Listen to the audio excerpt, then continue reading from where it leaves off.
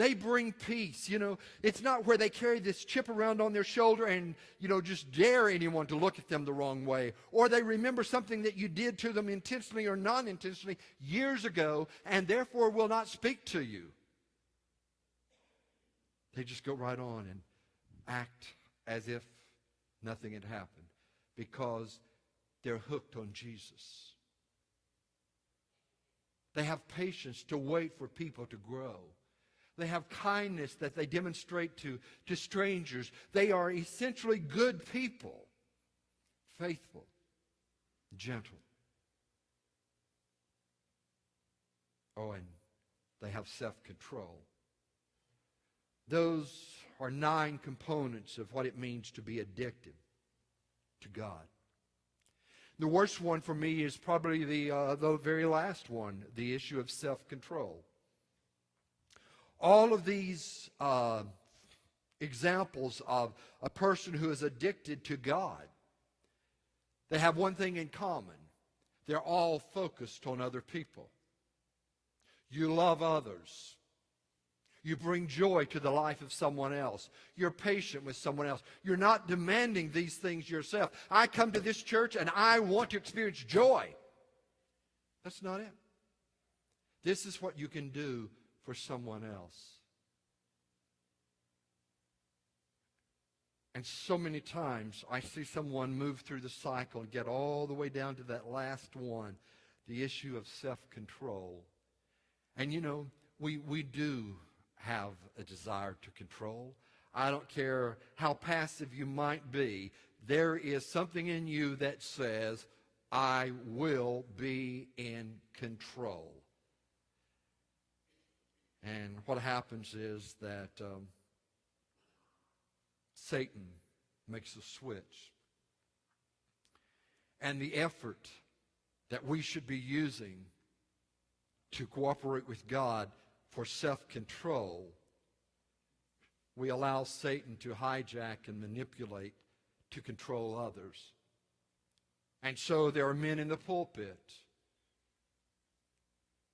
and there are godly wives, and there are church members who are only fulfilled and happy and content when they control others. I don't think most of us are addicted to the Holy Spirit. I think in a lot of ways we are immune.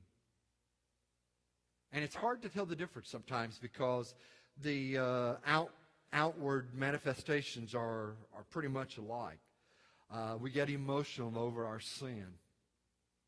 Have you ever seen an addicted person cry and say, oh, Brother Bill, if you just tell her that I'm sorry, I won't ever drink again. I won't cheat on her. We have a member right now who is inactive in this church, and I'm not going to call any names, but I've done nothing in the world to that person, with God as my witness, except to say to him, quit cheating on your wife. And to this day, he refuses to speak to me. He's got a problem. It's a real serious addiction.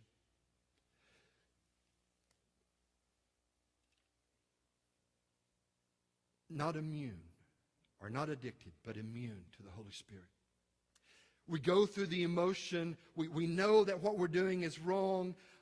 We might even walk the aisle and say over and over and over again, or turn to our spouse and say, I'm sorry, this won't happen again. But as soon as we shake hands, we're right back into that pattern of living.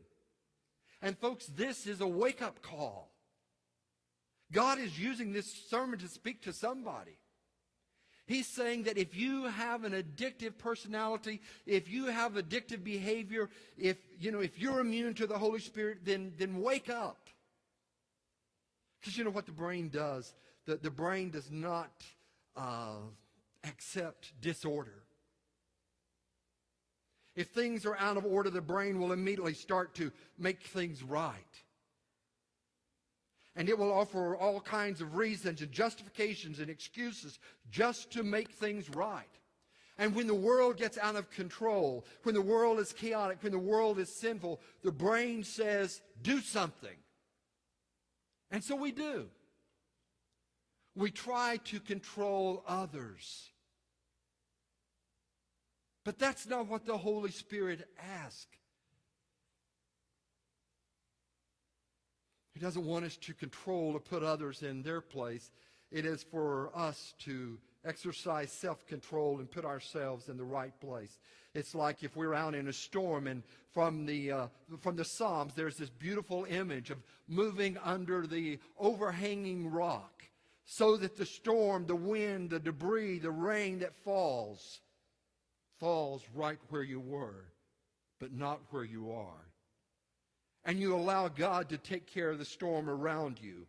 And you trust Him in faith, knowing that even if you stepped out there, there's nothing you can do except to get hurt and get wet and maybe hurt someone in the process. But it is really trusting God. Now, here's my opinion, so I step out of the pulpit. I think we've got a real problem in our society. I think we have a problem with our government. Our government is no longer about democracy and the inalienable rights of people and freedoms. Our government is about control, whether you are Republican or Democrat. It's the same thing. I've been here long enough to go through Republican presidents and Democrat presidents, and nothing has changed. It is about controlling the Congress and the president, and that's not exactly good. In churches, I think much of it is about control. We are so afraid to let God take our lives and use us in whatever way that He wants to use us. And we want to make sure that we keep things where we feel somewhat comfortable and safe. And we want the repetition of certain things because that's our safety zone. And the problem is, the church as a whole, not Ridgedale Baptist, but the church as a whole is losing touch with the world. And let's not kid ourselves and say, well, we're going to be godly people even if it means losing touch with the world. Because the only reason God put us here is to keep in touch with the world and to witness to the lost, to evangelize, to share the plan of salvation. And then there are those individual Christians who, far from being an example of a heart-throbbing, mind-changing experience of grace, are caught up in their own wisdom and righteousness. And the only way to be a Christian is to do it their way. And no one ever measures up to their righteousness before God.